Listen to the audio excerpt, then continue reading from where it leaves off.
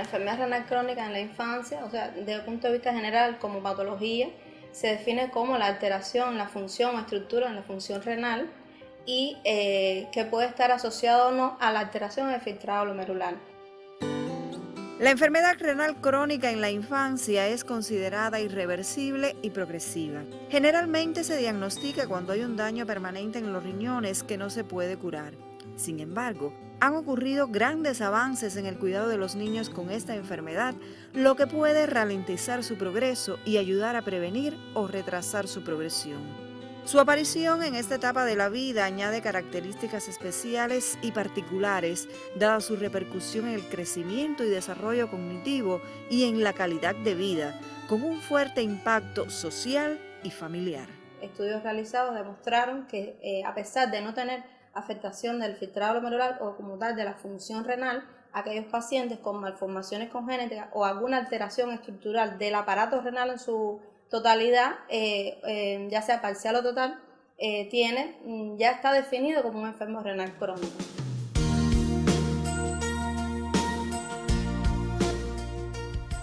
Se definen 5 estadios de la enfermedad renal crónica basados en el filtrado glomerular, o sea, de acuerdo al cálculo del filtrado glomerular, que en el niño tiene una fórmula distinta, por supuesto, al cálculo en el adulto, basado en constantes, en edades y tal, se definen 5 estadios. El estadio 1 y 2 son para aquellos pacientes donde tienen función renal conservada, pero que padecen alguna malformación congénita sin alteración de la función renal, o pacientes en los que no se han presentado síntomas y signos de la enfermedad. ¿Y por qué? Porque los síntomas y signos aparecen generalmente en el estadio 3.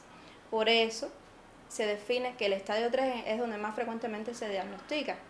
Después viene 3A, B, 4 y 5, que ya el 5 sería la insuficiencia renal crónica, ya es el estadio donde se define, o sea, el uso de métodos depuradores para el tratamiento de la enfermedad.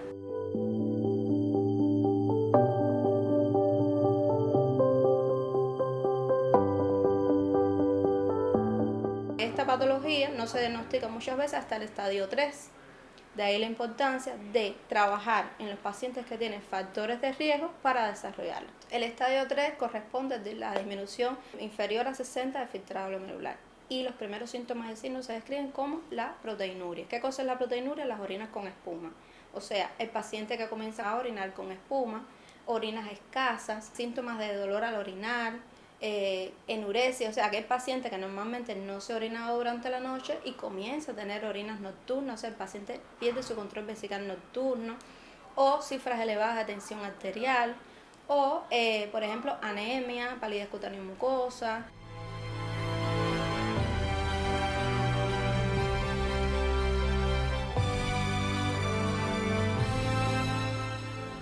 Se ha descrito como una pandemia a nivel mundial porque con el incremento de patologías crónicas, que pacientes que sobreviven a patologías crónicas, dígase la hipertensión, cardiopatías asociadas, malformaciones congénitas que se diagnostican prenatalmente ya y son pacientes que sobreviven a todo ello. El diagnóstico clínico es importante, pero en pediatría, específicamente en cuanto a la enfermedad renal crónica, hablando, los complementarios, es decir, la analítica es fundamental, porque podemos encontrarnos pacientes que aparentemente no tienen síntomas y signos de la enfermedad y en un hallazgo de rutina corroboramos cifras elevadas de creatinina que no se conocían, incluso o un ultrasonido. Tenemos pacientes diagnosticados que no tienen antecedentes de haberse enfermado en su vida hasta un momento determinado por un ingreso, por otra causa, dígase un catarro, como una sospecha de dengue, los ingresos comunes que podemos tener en algún tipo de paciente en cualquier edad, y como hallazgo corroboramos estos elementos positivos. Y entonces, por eso, porque las personas consideran que todas las enfermedades tienen síntomas y signos evidentes, en este caso no.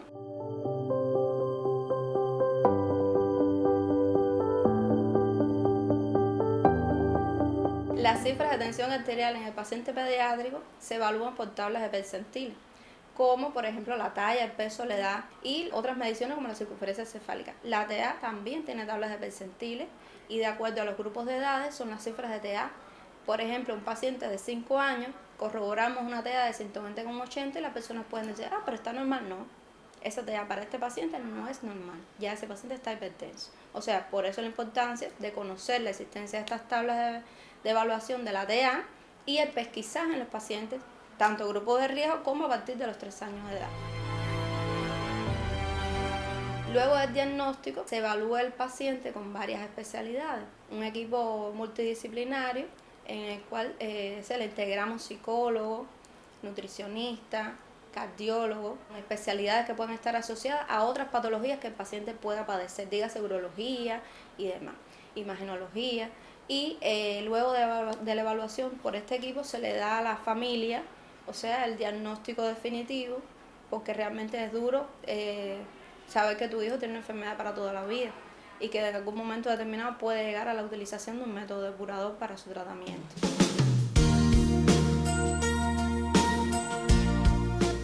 Trabajar sobre todo en aquellos factores de riesgo que puedo modificar, evitando o tratando de detener los factores de progresión de la enfermedad renal crónica. ¿Por qué? Porque ya yo tengo esa enfermedad establecida, yo voy a tratar de trabajar sobre lo que puedo modificar y lo que puedo detener.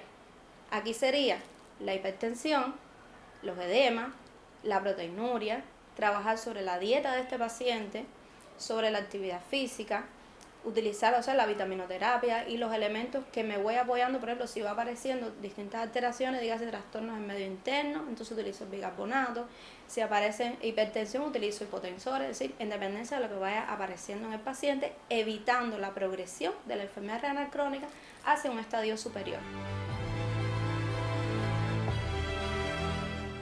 Ya en el estadio 4 de la enfermedad renal crónica se establece el consejo para la elección del método depurador. Es el estadio en el cual enviamos a este paciente al centro regional de referencia, que en este caso de nosotros es Villa Clara, en el cual se sigue por otra consulta multidisciplinaria en la que ya se va evaluando el paciente y para que este paciente llegue al estadio 5 con ya, o sea, la realización de una fístula en el caso de ser necesario, que casi siempre es lo idóneo, porque no queremos nunca que este paciente nos llegue de pronto en un estadio 5 en donde tengamos que poner un catéter y hemodializar de urgencia. No es lo mismo un catéter que una fístula. La fístula arteriovenosa nos da la posibilidad, primero, en el estadio 4, preparar al paciente, examinarlo, llevarlo a este proceder que es quirúrgico inicialmente en las mejores condiciones posibles, y que ya llega a un estadio 5 con una fístula realizada donde yo puedo disminuir el riesgo de infecciones, complicaciones, incluso puedo tener una calidad de vida un poco mejor.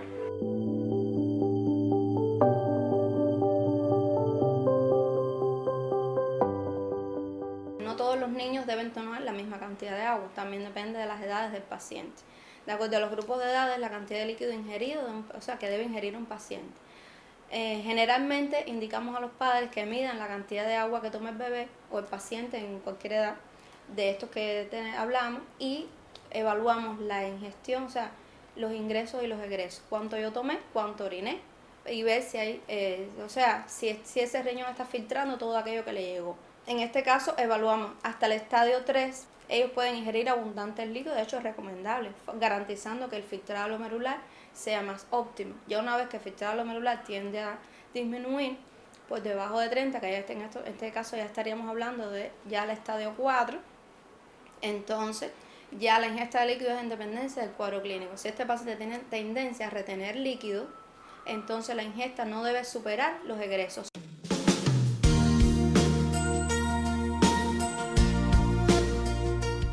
Generalmente tenemos pacientes pediátricos que sí conservan diuresis en el estadio 5, no como a veces en el adulto que ya están en anuria. Nosotros tenemos pacientes pediátricos que conservan la diuresis, pero igual sería garantizando que se mantenga el peso seco del paciente, o sea, no por encima de lo que ellos habitualmente manejan.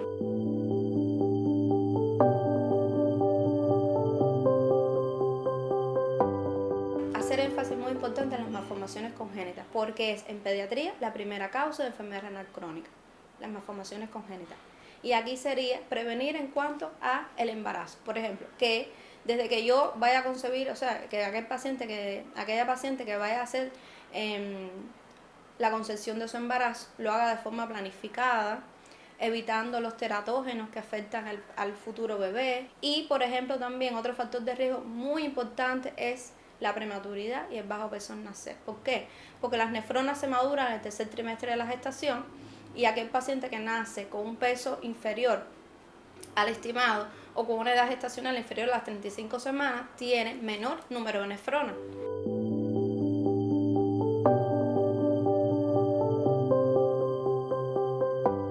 Las personas dicen, yo vivo con un riñón toda mi vida y no pasa nada, pero no es lo mismo que yo viva con un solo riñón toda mi vida y cuide mi alimentación, mi actividad física, mis estilos de vida. No es lo mismo, es decir, el resultado final de ese paciente aún no va a ser el mismo que aquel paciente que vivió toda su vida con un solo riñón haciendo de todo. No es igual.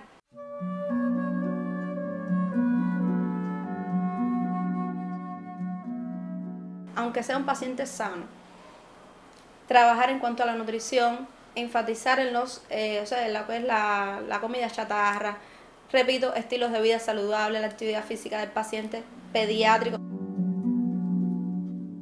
De todos los pacientes que tenemos actualmente en la consulta, hay una pacientica que cumple 15 años próximamente, que se diagnosticó con 12 años de edad y desde el diagnóstico se ha mantenido, está en un estadio 3B, pero o sea, ella, su mamá y su familia han trabajado de forma muy disciplinada en cuanto a la dieta, los estilos de vida de la niña, logrando que se mantenga siempre en un peso ideal, con una cifra de hemoglobina adecuada, sin hipertensión.